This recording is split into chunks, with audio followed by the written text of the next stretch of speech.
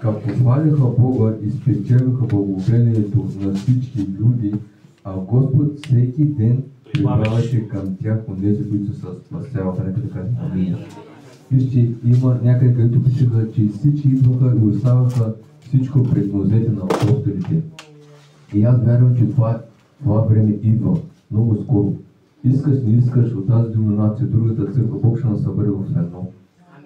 И всички ще бъдем в едно. И вижте, във всяка една църква трябва да има ред. Вижте, ако искаме да имаме бъдеще, благословение не само с пари, но с начин на живот. Вижте, Словото казва, че в храма чуваха Словото всеки ден, но по къщите разчупаха хляба. Сега други братя за да се дърпат, ама аз не съм достоен да вземам Господното тяло. Исус Христос казва, покайва се и приеми Христовото тяло. Кръвта всичко направи на кръста. Вижте, всеки ден вземаха Христовото тяло по къщите си. Апостолите там не даваха Христовото тяло. По домовете, казва Словото. Няма малък, няма голям. Амин. И вижте, всичко беше общо. Продаваха. Това силно сестра Черешка, както му гледа сега да продаде оранжерите, да го стави тук. Минка да го направи така, Коцо магазините, моя възлюбен брат колите и всички да живеем в едно. Демир, Миневани. И това, вижте, всичко да бъде за обща полза. Няма твое, няма мое, разбирате ли? Чакай, там не сме стигнали още. Аз вярвам, че натам отиваме. Нека да кажем амин. Вижте, знам, че е трудно, но вижте, когато ти обичаш някакъв човек, сега вече сме началото на месеца, всички взехме пари. Кой ги прави? Отиваме, плащаме толкова водата, не питаш на Стефчо от децата, питаш Веселинка, Мира, от какво са нуждани, така.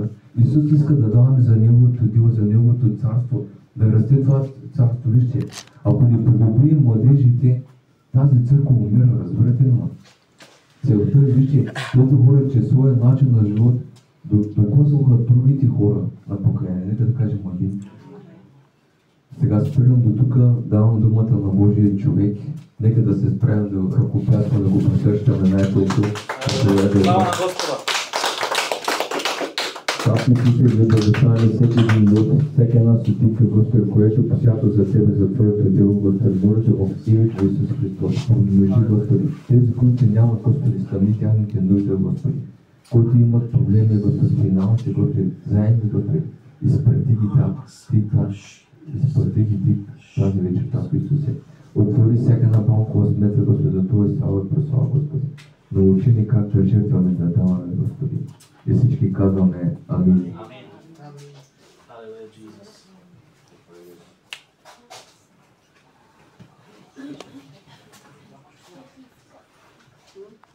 Слава Девлески! Слава Девлески! Така. Аз се чувствам тази вечер особено благословен. Амин. Не понеже днес, защото бях на работа, защото чаках да дойда тук тази вечер. Амин. Не знам откъде да почна тази вечер. За първи път не знам откъде да започна. Да. Моля те само спри климатика, защото много горещо смисъл, че стане. Ще трябва да отварям водата. Алелуя.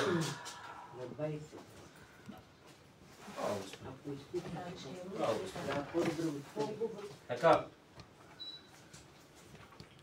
Преди да почнем, искам да ви питам как сте. Добре. Амин. Благодарим на Бога. Амин. Знаете ли,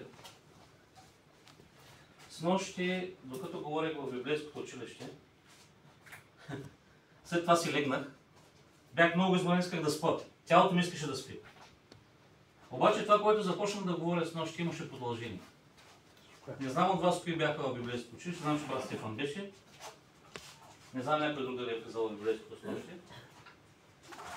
Това фактически не е библейско, пророческото училище. Да, тежката е моя. Къде се намира това, не го знаете?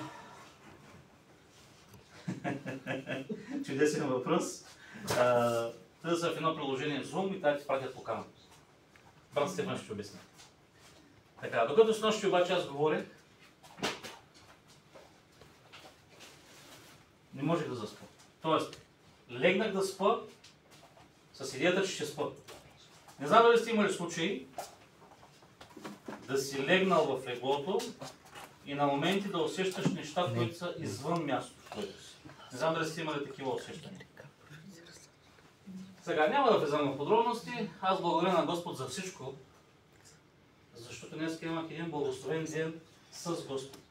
Без значение нашата работа, без значение колко ми беше натоварен деня, без значение колко неща днес се случиха, когато сме вътре в Господ, радостта ни не се губи. Какво искам да ви кажа всичко това? Когато човек сутринта се събуди и почне да си мисли за проблемите си, той вече се е натоварил предварително, още преди да е станал от леглото. Трябва да платя тока, трябва да пазарувам, пари нямам, заплатата още не е дошла, пенсията още не е влезнала. Какво правим? Тя дойде заплата и свобода. Тя и затова е дошла, за да може да се отива. Иначе ще имаме забогатеем, ще имаме толкова пари, какво да правим. Така. От когато сутринта ще станем и почнем да ги мислим тези работи, ние вече сме се изморили от живота преди да започнем да го живеем. Ние сме се натоварили още преди да започнем деня още. И сутринта ставаш и викаш, оф, чакай да пие едно кафе, да може да влезе духа вътре в тялото, баш ще се събудим да почнем да вършим нещо. Тия, които пият кафе. Айде. Аз. И него вече почти съм го справил. Защото Господ е моето кафе и много пъти се чудя как Господ ми дава сила. Имам дни, брат Стефко знае, имам дни спа по 4 часа. Поради естеството на работа ми не мога да спа повече. И на моменти се чудя просто как издържам. Ако не е Господ в моят живот, ако не е Господ в живота на братовчет ми, който също представя много моя засилено темпото на работа, не може да издържам. Вярвайте ми, Господ дава сили. Господ наистина дава сили. Но Господ дава сили на тези, които търсят Господа. Този, който не търси Господ, аз познавам такива хора, спът по 10 часа на ден и са по-изморени от мен. Изморени са и като ги чуеш човек и мисли, че тия хора вече са се отрепали от работа. А на практика нищо не прави. Както е духът вътре в нас, така е и тялото. Ако твоят дух е буден и ти търсиш Господ, Господ изпълва духът ти и тялото ти се зарежда. Тези, които са отпуснати, сигурно познават такива хора, които цял ден висят пред телевизора, по телефоните, фейсбуците, всички клюки знаят. Тези хора, които ги правят тези неща, те са, ако ги чуеш, те са по-болни от тебе, те са по-изморени от тебе, те имат повече проблеми от тебе. И това е истината. Вижте, много е важно нашето богатство къде е. Какво е нашето богатство? Искам да ви отворя една малка скоба тази вечер. Да ви спомена някои неща от снощи, които говорихме и да ги продължим малко по-напред. По принцип е важно в една църква да има здраво учение. Какво ще рече здравото учение? Учението, което е основата на християнството. Някой ще каже, аз съм повярвал в Христос и това, което брат Стефан знае, познам и аз. Имам нужда да чуя нещо повече. До тук добре. До тук се съгласявам. Обаче там нататък има една друга част, която никой не иска да я прави. Кога за последно се стане в петица със срещната с Господ? Майка ми се смее, защото знае какво искам да кажа. Кога за последно сте станали в петица със срещната с Господ? Значи хубаво е да искаме от брат ми Стефан нещо повече, а ние от нашата страна искаме нещо на готово. Искаме да отидем, също като в ресторант, да ни сервират яденето, да си хапнем хубаво и да си отидем. Ама на никой след това от ресторанта не отива да ми чините отзади, нали? Да става да питам. Кой става в петица със срещна с Господ? Нямаме време. Ние сме много изморени, трябва да се почуем. За да мълчим, значи никой. Не, аз сега, далеч съм от мисълта тази вечер, че някого искам да изоблича по някакъв начин. Аз ви задавам въпрос, на който ще отговорите вие. Някой ще каже, брат, защото съм имал такива случаи, той Господ знае. И аз съм казвал, добре, че само Господ знае, защото ако и аз знам, ще стане интересно. Така.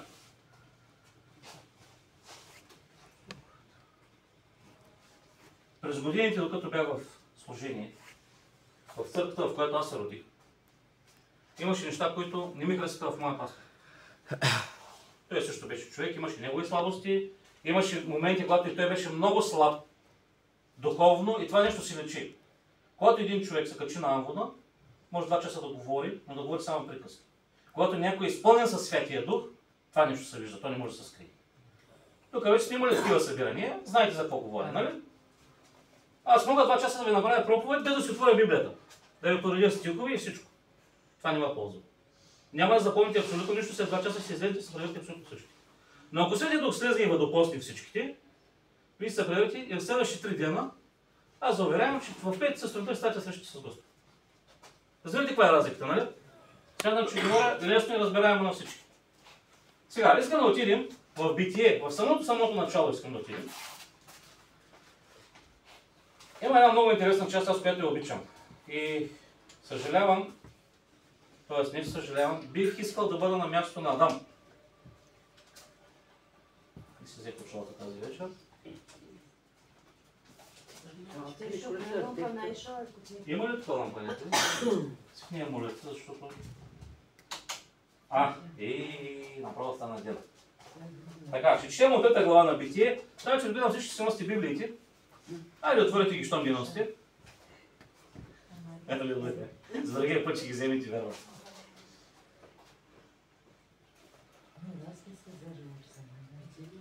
Така, ще чета случката непосредствено. Адам и Ева, Господ вече им е дал градината. Адам ходи, копай, сей, тори, полива. Ева ходи и бере с кофите плодовете, прави буркани, компоти, консерви. Какво трябва да прави там? Това е случая след като те вече и двамата са опитали от плода, който Бог им е забранил. Вижте, ако прочетем внимателно малко по-нагоре, Бог не им забранява. Не им забранява конкретно какво да правят. Когато ние сме били малки, майка ни или баща ни, не са казвали, ако направиш това, ще набие. И ние от страх да я не набият, аз лично бой не съм ял много, не е много. Не сме го правили от страх. Ако погледнем малко по-назад, Господ казва, правете всичко, което искате, с малко думи, но от дървото на познанието не яще. Той ги е посъветвал. Дал им е указание какво да правят и какво да не правят. Естествено, ние хората сме такива, че това, което ни казва да не правим, точно не го правим.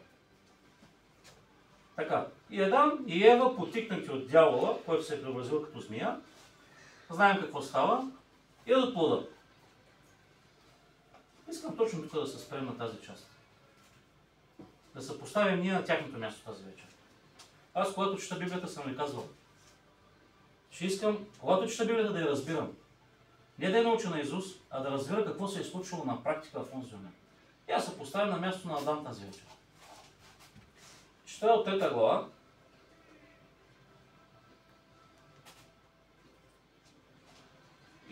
От 8 стих чета. И при вечерния ветрец чуха гласа на Господа Бога, който ходеше из градината. И човекът и жена му се скриха от лицето на Господ Бог между градинските дървета. Но Господ Бог повика човека и му каза: Адаме, къде си? А той отговори: чух гласа ти в градината и се оплаших, защото съм гол и се скрих. И Бог му каза: кой ти каза, че си гол? Да не би да си ял от дървото, което ти заповяда да не ядеш? Споразумение до тук. Как мислите, когато Бог е слезнал онзи след обеда в градината, дали е знаел, че Адам е ял от плода? Определено е знаел. Знаел Адам какви глупости е бил направил вече. Обаче вижте какво направи Бог. Слезна както всяка вечер се зашил в градината, отново ти се срещна с него. Бог нямаше намерение да го бие по главата. Както ние по принцип правим, когато някой ни сбърка в нещо и почваме веднага да му валим очите и да му казваме, че нищо не става от него, колко е лош, че той ни беше обещал нещо да направи за нас, а пък не го е свършил и ние веднага почваме да търсим правото. Какво направи Бог?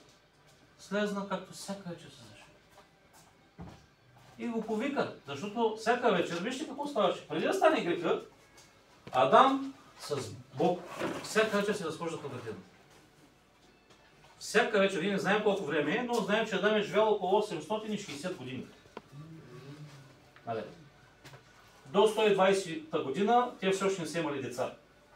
Значи, 100-120 години Адам всяка вечер е бил с Бог. Разхождали са в градината, ходили са заедно, Бог може да му е показвал какво има на небето, може да му е говорил за нещата, които е сътворил горе, казал му е за ангелите горе на небето. Години наред те са били заедно. Те не са били приятели, те са били нещо повече.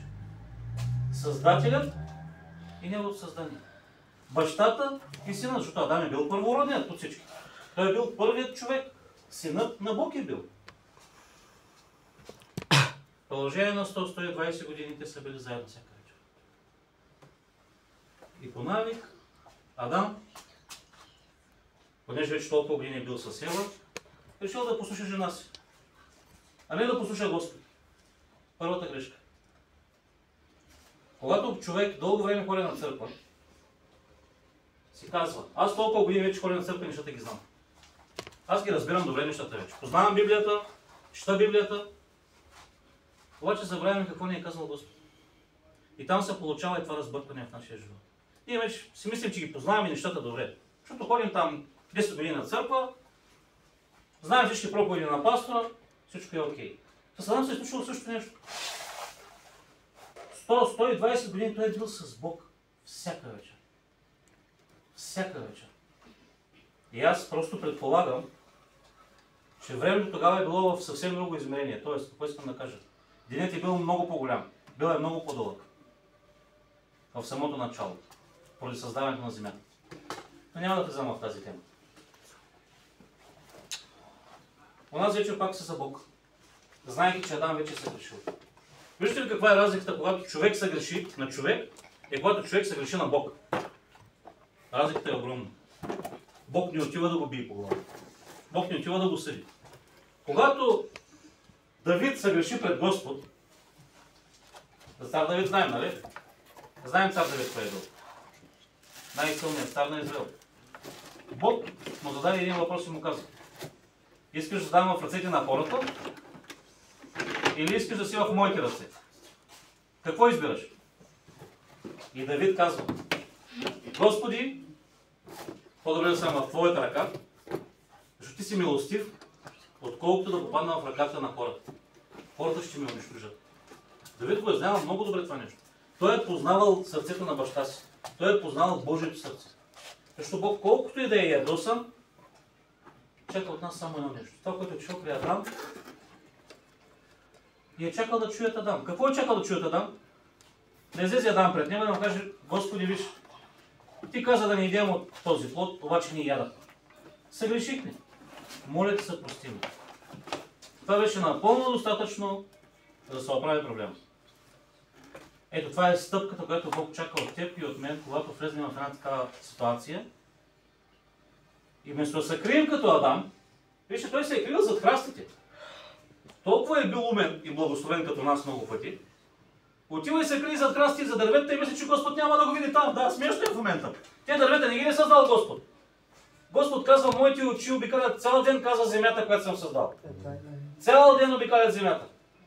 И Адам толкова е сглупял, че се спъл за дърветата и зад храстите и мисли, че Бог няма да го види там. Ето, по същия начин ние се държим с Господ. През деня правим една камара глупости. И вечерта идва Господ. Какво чака от нас? Да отидем пред Него, да застанем и да кажем: Господи, днеска направих пак мармалат цялата история. Семейството ми, мъжа ми, жена ми, работата ми. Всичко е така с краката на Бог. Ако не дойдеш да оправиш ситуацията в моята градина, няма оправение. Това важи в живота на всеки един. Няма значение. Адам е бил на 120 години в ония момент. Тук имам възрастни сестри, които ще кажат: аз съм вече дърта, не ме интересува какво ще стане. Адам е бил на 120 години. Възрастта няма значение. В твоят и в моят живот. Няма значение в кой момент се намираш от твоя живот. Адам няма сърцето да го направи това нещо. И вижте какво казва на Господ. Срам е да се покаже пред тебе. Как ли го казва в трета глава? Къде му отговори? В 10 стих. Чувах гласа ти в градината и се оплаших, защото съм гол и се скрих. 120 години, защо не се беше оплашил от Господ? Защото ходеше всяка вечер с Господ. Разбирате ли разликата? Колко е огромна, когато си с Господ заедно, няма какво да те е страх. И когато си без Господ, т.е. вече знаеш, че си съгрешил и Господ не е на твоята страна, какво се случва? Аз лично съм го изпитал в живота си това нещо. Имал съм такъв момент. Момент на сблъсък, духовен, и Господ да го няма. Ако не беше милостта на Господ и кръвта на Исус върху мене, щях да имам сериозен проблем. В онзи момент Адам, вместо да се покае, да каже: Господи, тази дето ми я даде и тя ме не излъга, аз пък сега лъжа тя. Да хване жена си за ухото и да застанат пред Бог в онзи момент и да кажат: съгрешихме. Но той предпочита да си търси някакво извинение ефтино. Много пъти с Господ правим също нещо в нашия живот.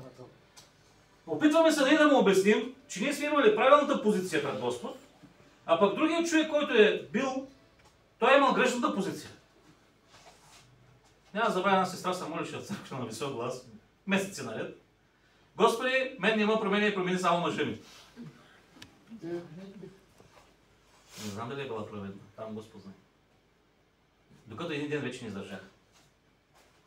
И трябваше да взема някакво отношение по въпроса, защото като се молиш на глас в църквата, там бяхме 80-90 човека в църква, нали? И като да правиш тази молитва, други си слип чуват и вече в един момент те взеха да поемат въздух. И се молят всички само за мъжете си. И аз трябваше да взема отношение. Повтаряме работа на Адам. Господи, аз съм окей, ама жената, дето ти ми я даде, нищо не става от нея. Материалът грешен. Ето това правим ние хората. Понеже ходим на църква, понеже Адам е ходил с Господ, си мислим, че ще ни се размени. Като ти не ми се скрием някъде, или като кажем на Господ не цялата истина, да не каже, че го лъжи, ние си мислим, че Бог ще ни направи катара. Ми няма да стане. Тогава с Адам не го е направил, който е бил първородният. Знаете ли по-надолу историята какво казва? Изпъли ги от Едемската градина. Изкарай ги. Не защото Адам беше ял, защото Адам не се извини на Господ. Адам не потърси начин да се върне при Господ, да му каже: Господи, съгреших. Искам да съм с теб, искам да съм всяка вечер в твоята градина, искам да се разхождам заедно. Ето това чакаше Господ. В един момент Адам си повярва, че градината е негова.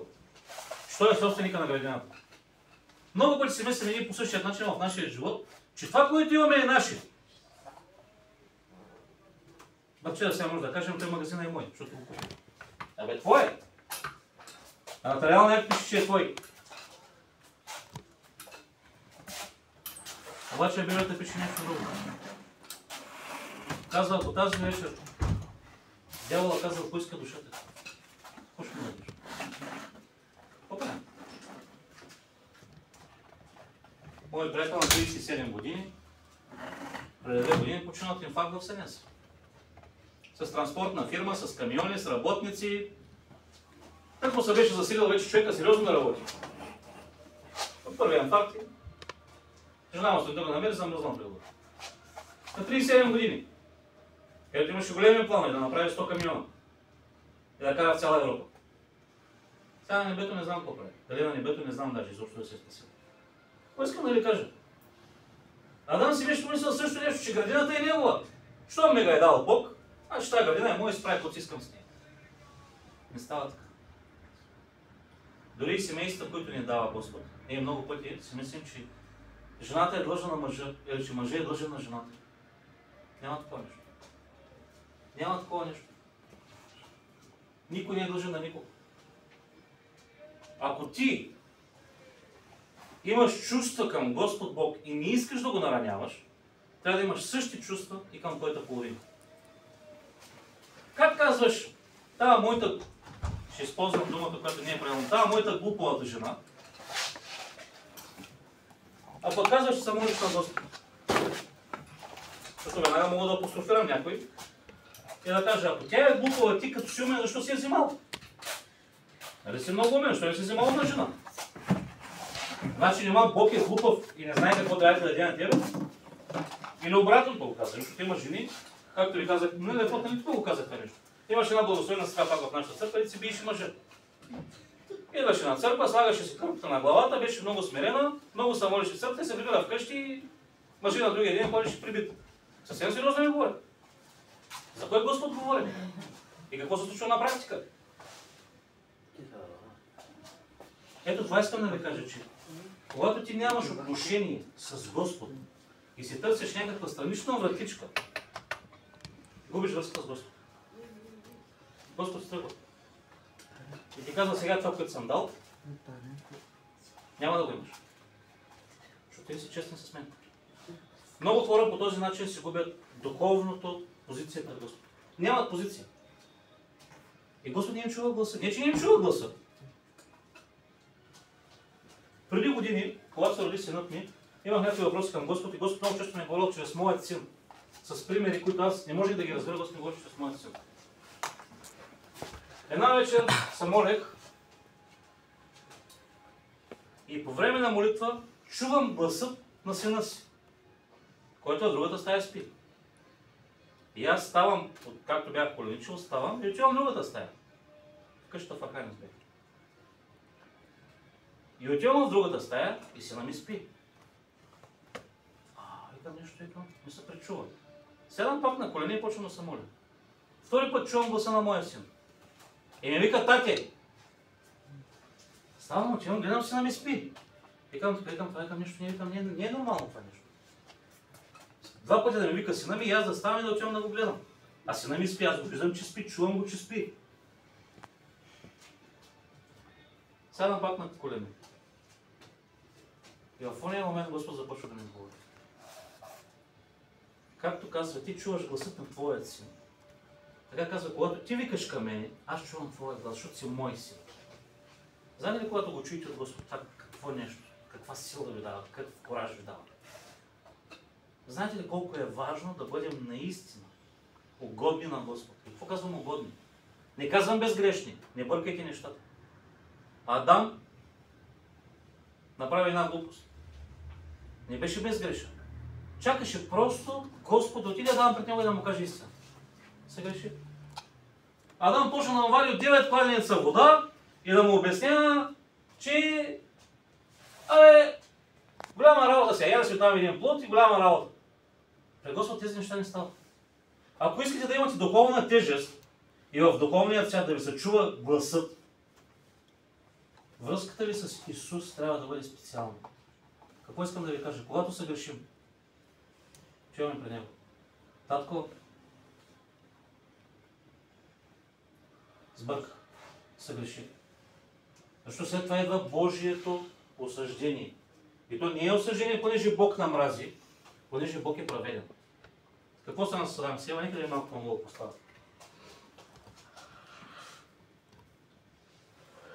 А Господ Бог му рече, кой ти каза, че си гол? Да не би да си ял от дървото, от което ти заповядва да не ядеш. Вижте, Господ му дава втори шанс. Кой ти казва, че си гол? Да не би случайно.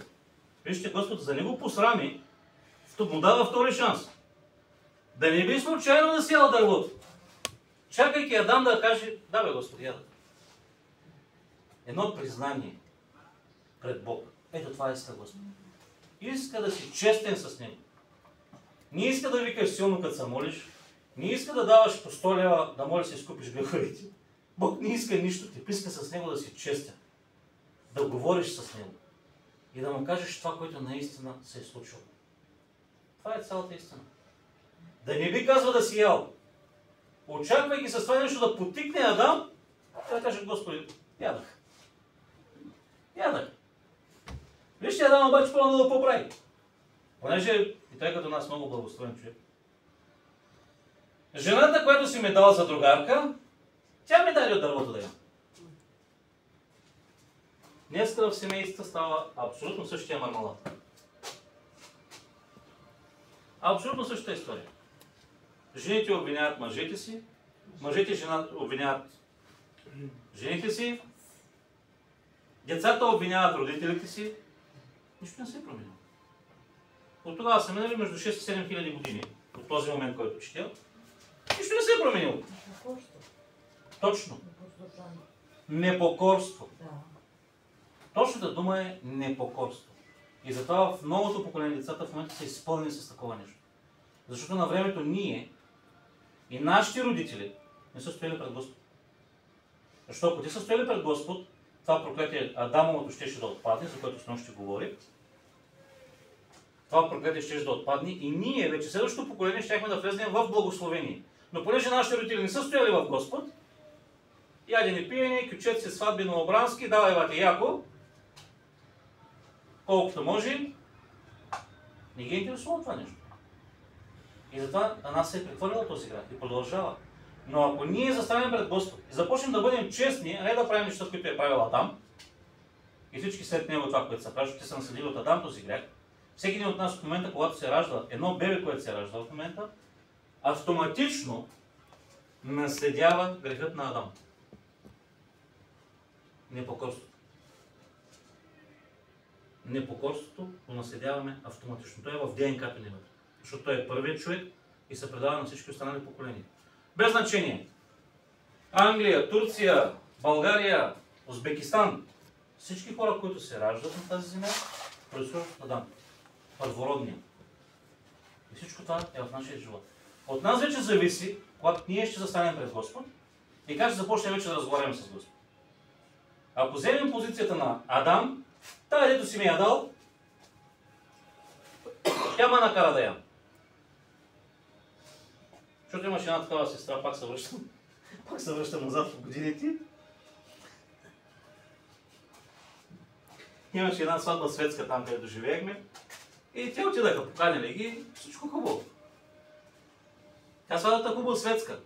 Те вярващи хора отидаха, няма лошо. Поканили си ги, отишха се. Ами като са напили двамата, че и са сбили после двамата на сватбата.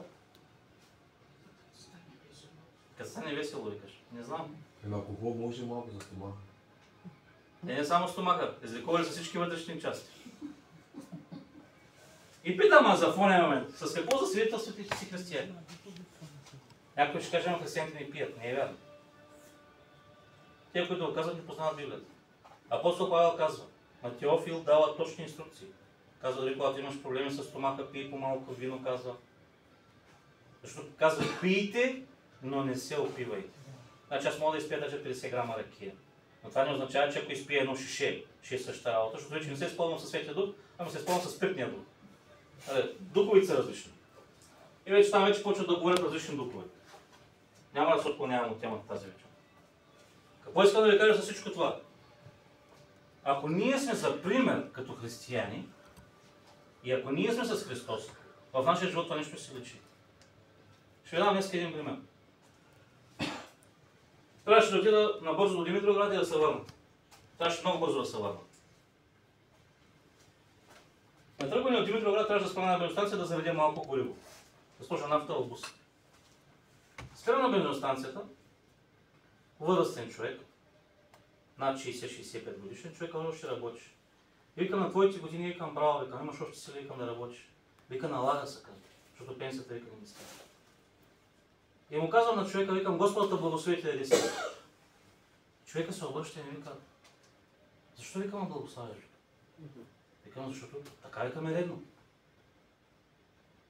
Там се забавих, може би 10 минути. Бързочетно ма чакаш през време и знам, че беше много бързо трябваше отида да се върна. Знаете ли, по някакъв път Господ не изпраща някъде, създаде на цел, да кажем само две думи. Човекът е бил от първите вярващи в Димитровград след 90 години. От първите вярващи, които тогава се започнаха да се събират домашни групи. Познавам моя стария пастор Трендафил. Те са били тогава се събирали в една барака. Не са имали църква в една барака с колона от дъски се събирали. И ми каза, на времето казва, познавах Христос. Викам, Христос продължава да те познава, викам и днес. И те обича и чака да се върнеш при него. Той вика, не ме иска, викам, не е вярно. Дяволът това прави. Лъжи хората. Говорим, че Бог не ги иска. Тази вечер виждаме, че Бог даваше на Адам 2 пъти случаи. В нашия живот съм сигурен, че много пъти ни е давал такива случаи.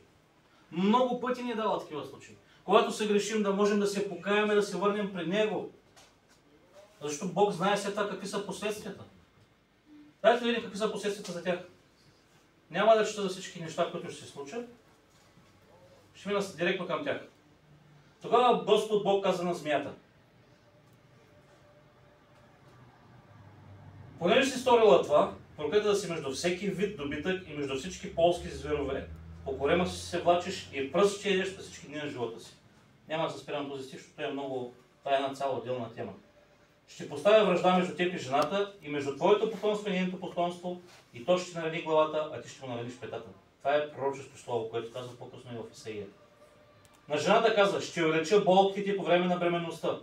С болка ще раждаш децата си, и на мъжете ти ще бъдеш подчинена, и всяко твое желание той ще го владее.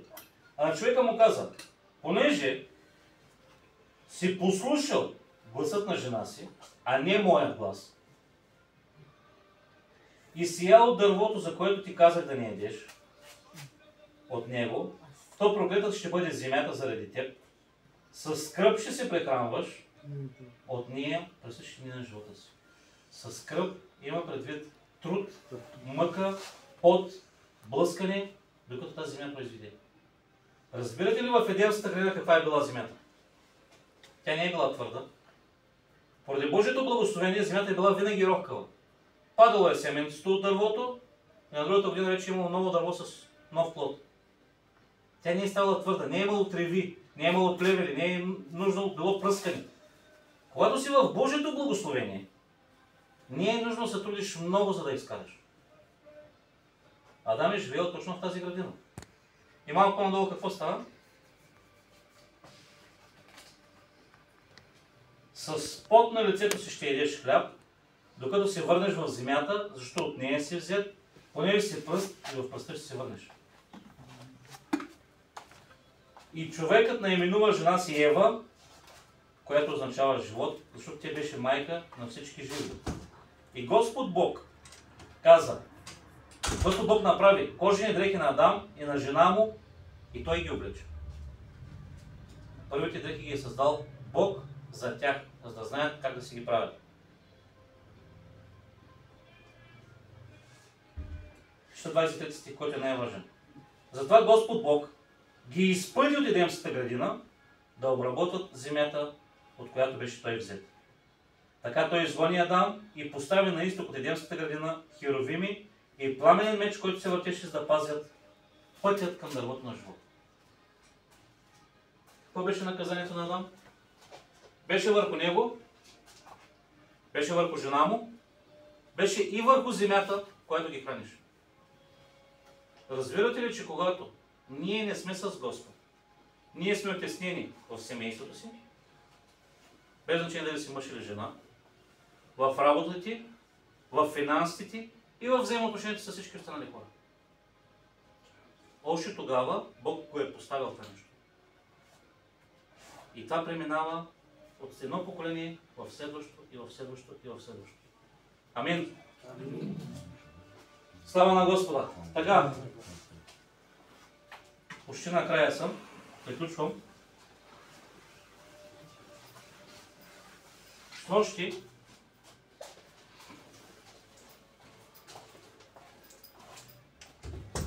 това, което аз почувствах в себе си, искам да го споделя с вас тази вечер.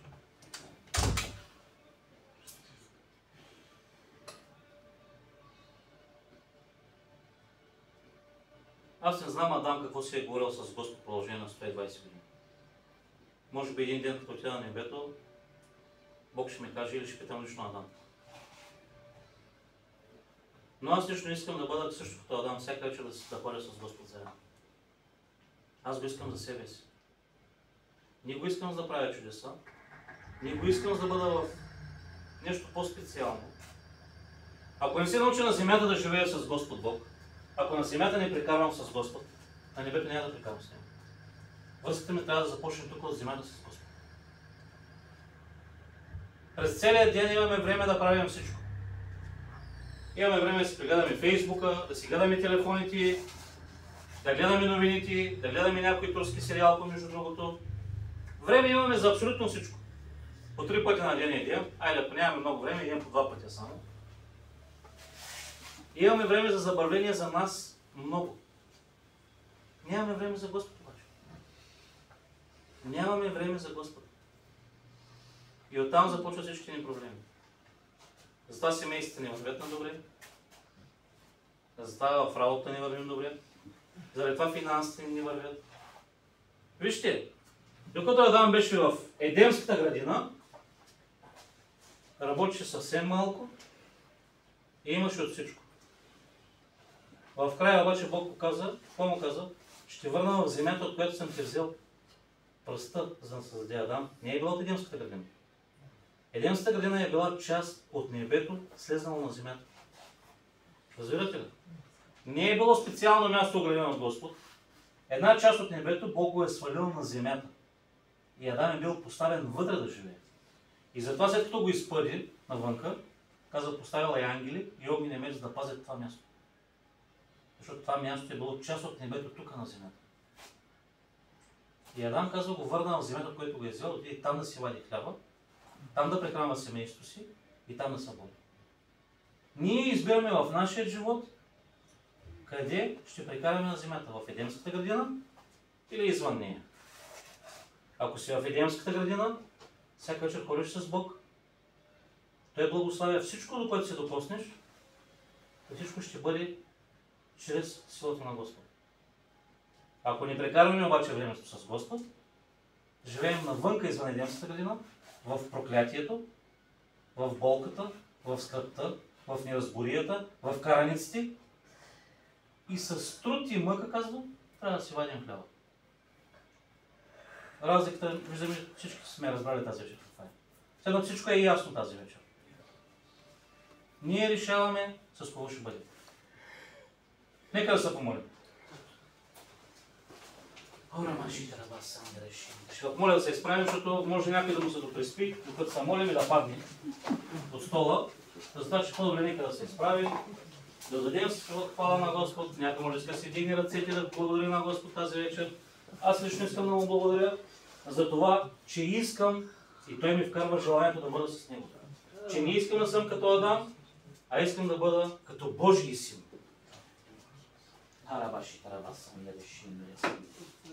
Тати, пак идваме, Господи, пред Теб.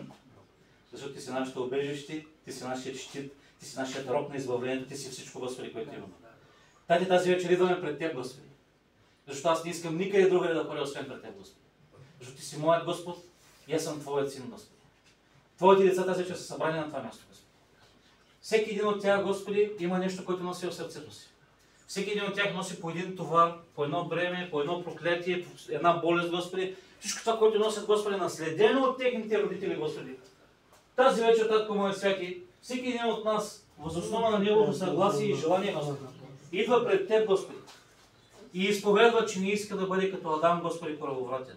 Не иска да бъде безсърдечен като Адам, Господи.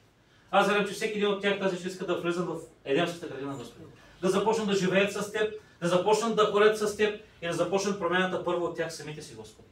Промяната, Господи, започне от техният живот, Господи. Да не се опитват да променят другите, Господи, защото Адам се опитваше да промени и Ева, Господи. Аз Те моля тази вечер, Господи, да бъдем нов Адам, Господи.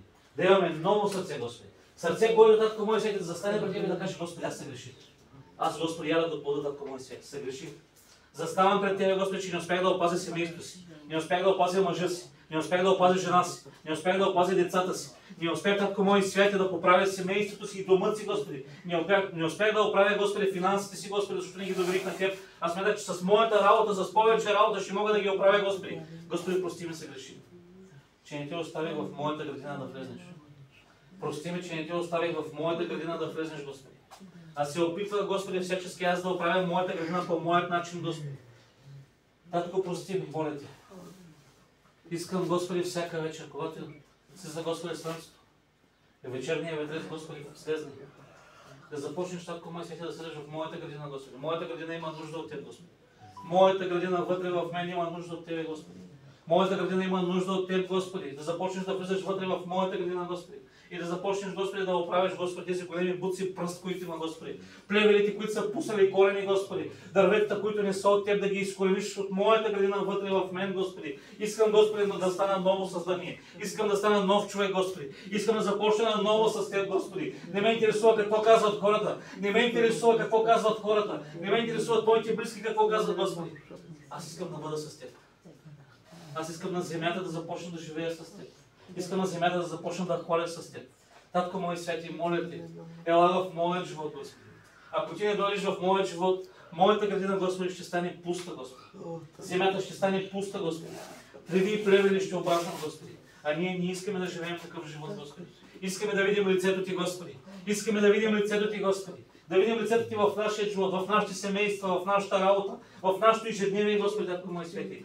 Господи, моля Те се, ела в нашия живот, Господи. Покайваме се тази вечер, Господи. Викаме към Тебе, Господи, тази вечер. Защото, Татко мой свети, омръзнени, Господи, с нашите сили да се борим. Омръзнени, Господи, с нашите сили, Татко мой свети, да изкореняваме дърветата. Ръцете вече нам болят. Тялото нам боли, Господи. Не издържаме, Татко мой свети. Моля Те, Отче мой свети, ела, Господи. Ела в нашия живот, Татко мой. Ела и оправи, Господи, всичко, което е развалено, Господи. Семействата ни, децата ни, Господи. Близките ни, Господи. Майките ни и бащите ни, Господи, които са навънка в този свят и не Те познават, Господи. Моля Те, Отче мой свети, ела, Господи. Ела всемогъщи, Отче мой свети. Ела, Господи, изпълни. Ела, Господи, освободи. Ела, Татко мой свети, всемогъщи. Ела вътре в нас, Господи. Ела, Татенце, моля Те. Тази вечер, Господи, нека всеки един, Господи. Всеки един, който Те търси, Господи. Всеки един, който Те търси, Господи, в духът си. Всеки един, който Те търси в духът си, Господи, аз Те моля тази вечер. Всеки един, който вика в духът си, в името на Исус Христос. Аз Те моля всемогъщ. Всеки един, който вика в себе си, Господи. Аз Те моля, Господи, мой свети.